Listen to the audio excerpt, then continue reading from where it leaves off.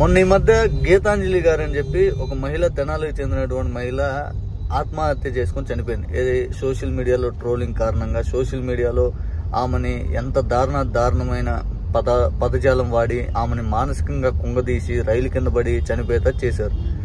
ఆ ఘటనని పూర్తి స్థాయిలో పెద్ద వాళ్ళు కూడా కదిలించింది వాళ్ళని కూడా. ఏంటి ఇటువంటి ఘటనలు సోషల్ మీడియా వేదికగా సోషల్ మీడియా ప్లాట్ఫామ్లో కూడా పూర్తి స్థాయిలో కంట్రోల్నెస్ ఉండాలి. ఎవరు పడితే ఏది పడితే అది కామెంట్ చేస్తూ ఇంకొకరు వ్యక్తిత్వాన్ని హననం చేసే విధంగా ఉండకూడదు అని చెప్పి ఆంధ్రప్రదేశ్ ప్రభుత్వం కూడా చర్యలు తీసుకోవడానికి సన్నద్ధమైంది. జగన్మోహన్ రెడ్డి గారు కూడా ఈ మధ్య సోషల్ మీడియా మీటింగ్ విశాఖపట్నంలో జరుగుతున్నప్పుడు ఆయన కూడా స్వయంగా అదే ప్రకటించారు. ఇప్పుడు ఇలాంటి ఘటనే తమిళనాడులో కూడా జరిగింది. తమిళనాడులో రీసెంట్గా ఒక నెల క్రితం ఒక 7 నెలలు చిన్న పాప ఇంటి ఏదైతే అపార్ట్మెంట్ నుంచి కింద పడే విధంగా ఒక వీడియో వైరల్ అయింది. అందరు కలిసి ఆ అమ్మాయిని కాపాడారు, చిన్న పాపని. ఇప్పుడు ఆమె తల్లి పైన దూషణలకి మెయిన్ స్ట్రీమ్ మీడియా దిగింది. ఏదైతే ఫెయిల్యూర్ మదర్ అని చెప్పి కథనాలు వండుతూ ఆమెను ఒక ఫెయిల్యూర్ మదర్ అని చెప్పి ప్రపంచాన్ని పరిచయం చేస్తూ ఆమె వ్యక్తిత్వాన్ని పూర్తి స్థాయిలో దెబ్బ కొట్టే విధంగా సోషల్ మీడియాలో కూడా కొంతమంది హల్చల్ చేస్తూ పోస్టులు పెట్టడం ఆమెని పూర్తి స్థాయిలో నిరాశకు లోన్ చేసినాయి. రమ్య ఆమె పేరు. ఆమె నిన్న ఆత్మహత్య చేసుకొని చనిపోవడం జరిగింది.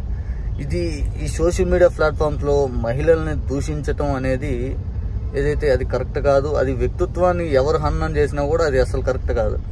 తప్పు చేస్తే క్వశ్చన్ చేయాలి. లేకపోతే ఇప్పుడు ఆ అమ్మాయి ఏమన్నా వాళ్ళ కూతుర్ని ఏమన్నా చావగొట్టుకోవాలని కావాలని ఇసిరేది కదా. ఇప్పుడు ఆ అమ్మాయి చిన్న పాపకి మనం 7 నెలలు చిన్న పాపకి మన తల్లిని దూరం చేసిన వాళ్ళమైనా తప్పులు ఎవరి అని జరుగుతాయి. ఒక్కొక్కసారి ఆ తప్పుల్ని పూర్తి స్థాయిలో సరిదిద్దుకునే అవకాశం ఇవ్వాలి. కానీ ఆ తప్పుల్ని పూర్తి స్థాయిలో కొనసాగించే విధంగా ఆమె తప్పు చేసిందని చెప్పి మనం కూడా తప్పు చేసి వెళ్తే ఫైనల్గా ఏం రిజల్ట్ అయింది? ఆ చిన్న పాపకి 7 నెలలు చిన్న పాపకి తల్లిని దూరం చేసిన వాళ్ళమైనా ఇప్పుడు ఆ పాపను ఎవరు తాకాలి? ఇటువంటి ఘటనలు ఎలాగంటే కంట్రోల్ చేయడానికి చాలా హై లెవెల్లో సోషల్ మీడియా మీద నిఘా అనేది పెట్టాలి. ఏది పడితే అది మాట్లాడుతూ ఎక్కడ పడితే అట్లా ఏది పడితే అది కామెంట్ చేస్తూ అవతలని వ్యక్తిత్వాన్ని పూర్తి స్థాయిలో నీచంగా చూపిస్తూ ఇప్పుడు పాలిటిక్స్లో ఉన్న వాళ్ళకంటే తప్పదు అది. ఎందుకంటే పాలిటిక్స్లో ఉన్నప్పుడు అందుకు సిద్ధపడే రావాలి. మీరు తిడతారు, మేము తిట్టించుకుంటాం, మేము తిడతాం అనే విధంగానే వెళ్ళాలి.